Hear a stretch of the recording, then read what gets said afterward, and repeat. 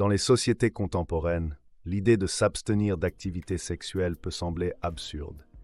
Après tout, la proximité physique n'est-elle pas considérée comme un aspect fondamental d'une existence satisfaisante et saine?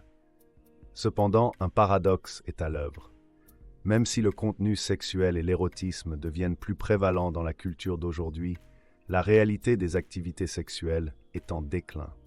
Des données récentes indiquent une diminution particulièrement notable parmi les jeunes hommes, suggérant que malgré l'importance accordée par la société au sexe, un nombre croissant d'individus manque ce qui est souvent considéré comme une partie essentielle de la vie.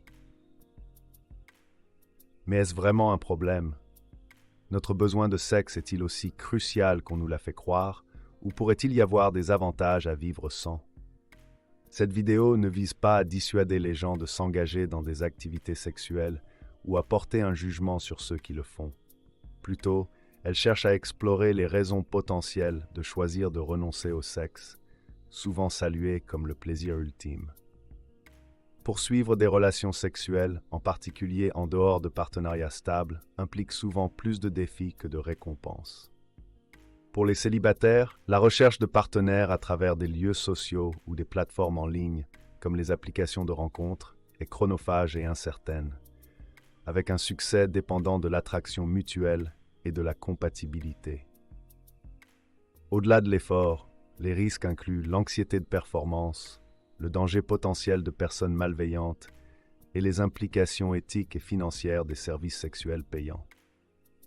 Dans l'ensemble, la quête de l'intimité sexuelle est complexe et semée de difficultés potentielles. L'ancien philosophe Épicure, connu pour sa philosophie éthique centrée sur la poursuite du plaisir, a notablement exclu l'activité sexuelle de sa liste de plaisirs recherchés, offrant une perspective historique sur les complexités du désir et de l'accomplissement humain. La philosophie épicurienne considère le sexe comme un désir naturel, mais soutient que l'atteinte du bonheur et du contentement, le but ultime épicurien, ne nécessite pas de satisfaire ce désir. Épicure a en outre posé que le sexe est intrinsèquement non bénéfique, suggérant que l'on est chanceux s'il ne résulte pas en dommages, impliquant ainsi son potentiel de résultats négatifs. Bien que la vision d'Épicure puisse ne pas s'aligner avec les croyances de tous, plusieurs études indiquent un lien entre les rencontres sexuelles occasionnelles fréquentes et une santé mentale diminuée. La causalité entre une mauvaise santé mentale et la propension à s'engager dans des relations sexuelles occasionnelles reste débattue. Selon une publication de l'Académie internationale de recherche sexuelle, les activités sexuelles peuvent comporter des risques pour la santé physique et mentale, incluant des grossesses non désirées, des infections transmises sexuellement, ITS. Finalement, que l'individu décide de naviguer ces risques potentiels et sacrifices est un choix personnel. Une perspective alternative sur la gestion des désirs sexuels vient de Diogène, qui, interrogé sur son autoplaisir public, rétorqua « Si seulement la faim pouvait être soulagée en frottant un estomac vide ». Le principe « moins vous grattez, moins cela démange » s'applique aux désirs sensuels, y compris les envies sexuelles. Selon les enseignements bouddhistes, céder à ces désirs peut les intensifier, semblable à gratter une démangeaison qui devient plus persistante. Ces pulsions sont souvent des tentatives d'échapper à l'insatisfaction de la vie, menant à un cycle où la recherche du plaisir peut devenir compulsive, comme la suralimentation ou l'utilisation excessive d'Internet. L'indulgence peut fournir un soulagement temporaire, mais finalement, le désir revient plus fort, rendant la satisfaction de plus en plus difficile. L'embrassement du célibat, comme souligné par diverses traditions philosophiques et religieuses, présente un départ radical des vues conventionnelles sur les relations sexuelles. Cette voie n'est pas simplement l'absence de sexe, c'est un choix conscient de poursuivre une vie qui n'est pas dominée par les désirs sexuels ou la quête de plaisir sensuel. Les perspectives d'Épicure, Diogène et des enseignements bouddhistes offrent des insights profonds sur la nature du désir et les avantages potentiels du célibat. Le point de vue d'Épicure sur le sexe comme un désir naturel qui n'est pas essentiel pour le bonheur ou le contentement remet en question l'accent moderne sur l'accomplissement sexuel comme composant clé du bien-être.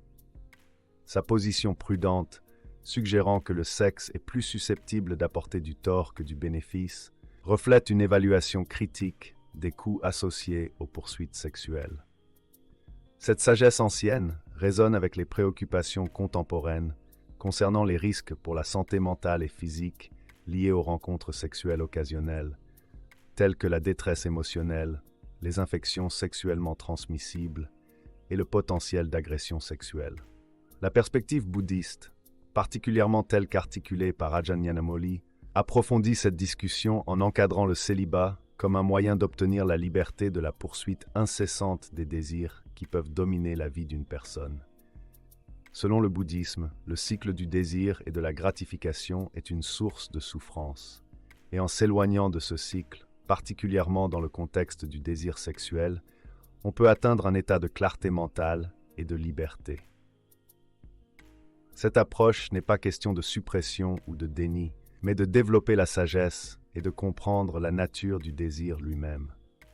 Les témoignages personnels d'individus ayant choisi le célibat, comme la pratiquante laïque Mary Talbot, illustrent davantage le potentiel transformateur de cette voie. En renonçant à la poursuite du sexe et de la romance, ces individus rapportent avoir vécu une expansion significative de leur bande passante mentale et émotionnelle, qu'ils réorientent vers la croissance personnelle, la pratique spirituelle et d'autres poursuites non sensuelles. Cette transformation interne est décrite comme libératrice, menant à une vie plus riche et plus épanouissante de manière inattendue. Le célibat, choisi par des individus comme Mary Talbot au milieu d'environnements urbains et professionnels, illustre le potentiel d'appliquer la discipline monastique à la vie moderne. En déplaçant l'énergie des engagements sexuels et romantiques vers la croissance personnelle et spirituelle.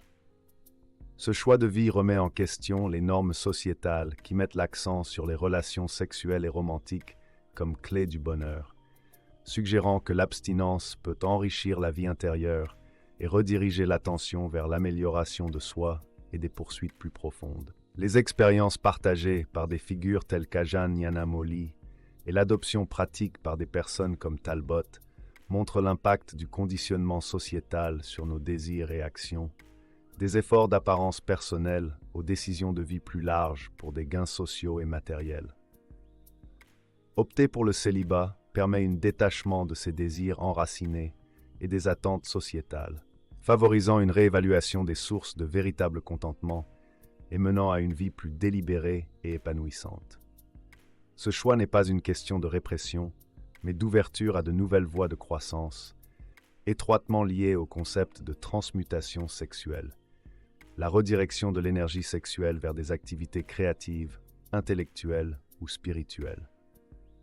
Nikola Tesla sert d'exemple principal qui, malgré des implications romantiques potentielles, a choisi le célibat, alimentant possiblement ses réalisations scientifiques significatives et ses innovations. Le concept de transmutation sexuelle suggère que le potentiel créatif et productif de l'énergie sexuelle peut être exploité à des fins allant au-delà de la reproduction ou du plaisir physique. Cette idée, bien que controversée et non universellement acceptée, propose que le célibat peut débloquer un réservoir d'énergie qui peut être redirigé vers la réalisation d'objectifs et d'aspirations plus élevés. Que ce soit par dévotion religieuse, poursuite intellectuelle ou entreprise créative, la pratique du célibat et le principe de la transmutation sexuelle offrent une perspective différente sur la manière dont les individus peuvent trouver l'épanouissement et le but au-delà de l'accent conventionnel mis sur les relations sexuelles et romantiques. En résumé, la discussion sur le célibat, ses motivations et ses implications pour la croissance personnelle et la pratique spirituelle mettent en lumière une interaction complexe entre les désirs humains, les normes sociétales et les choix individuels. Elle remet en question les hypothèses prédominantes sur le bonheur et l'accomplissement, proposant des chemins alternatifs qui privilégient le développement intérieur, l'autonomie personnelle et une connexion plus profonde avec ses valeurs et aspirations. Cette continuation explore l'interaction complexe entre les choix personnels concernant la sexualité et les productions créatives et intellectuelles des individus. La mention de Nikola Tesla, un inventeur prodigieux qui a choisi le célibat, souligne la perplexité et les préjugés sociétaux entourant de tels choix personnels. L'engagement de Tesla envers le célibat n'était pas simplement une excentricité personnelle, mais un choix délibéré, influencé par sa compréhension des distractions potentielles et des dilutions de concentration que les implications romantiques pourraient entraîner pour quelqu'un de sa nature inventive et passionnée. Le choix de célibat de Nikola Tesla et ses vues sur le mariage, en particulier pour les inventeurs, mettent en lumière sa croyance dans le dévouement d'une attention complète à l'innovation. Cette idée se connecte avec la transmutation sexuelle, le concept de canaliser l'énergie sexuelle dans un travail créatif ou intellectuel. Bien que ce soit un sujet controversé avec peu de soutien scientifique, il est enraciné dans diverses traditions, impliquant des avantages personnels significatifs du célibat. Non seulement Tesla, mais d'autres comme Muhammad Ali, Lady Gaga et Henry David Thoreau ont également choisi des périodes de célibat, le liant à une performance et une créativité améliorées. Malgré cela, le célibat fait face au scepticisme, en partie à cause du manque de preuves scientifiques et du défi qu'il présente contre les désirs sexuels profondément enracinés et les attentes sociétales. La discussion sur le célibat et la transmutation sexuelle offre des aperçus sur la manière dont la discipline personnelle peut croiser les normes sociétales, suggérant que renoncer à l'activité sexuelle peut conduire à des réalisations personnelles et créatives uniques. Elle invite à une réévaluation des vues sociétales sur le succès et l'accomplissement, proposant que des choix non conventionnels pourraient conduire à une croissance personnelle profonde et à la satisfaction.